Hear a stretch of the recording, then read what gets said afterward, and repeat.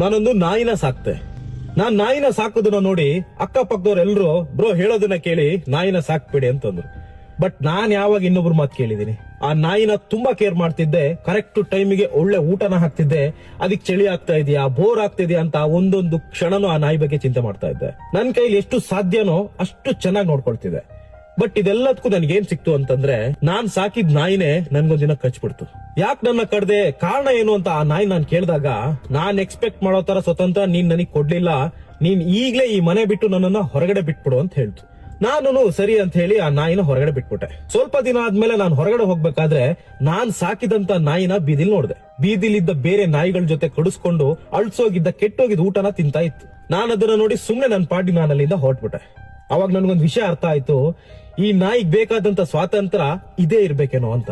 So moral of the story, ಯಾರಿಗೆ ಯಾವ ತರ ಸ್ವತಂತ್ರ ಬೇಕು ಆ ತರದ ಸ್ವತಂತ್ರ ಅವರವರ ಯೋಗ್ಯತೆ ತಕ್ಕಂತೆ ಕೊಟ್ಬಿಡೋದೇ ಒಳ್ಳೆಯದು.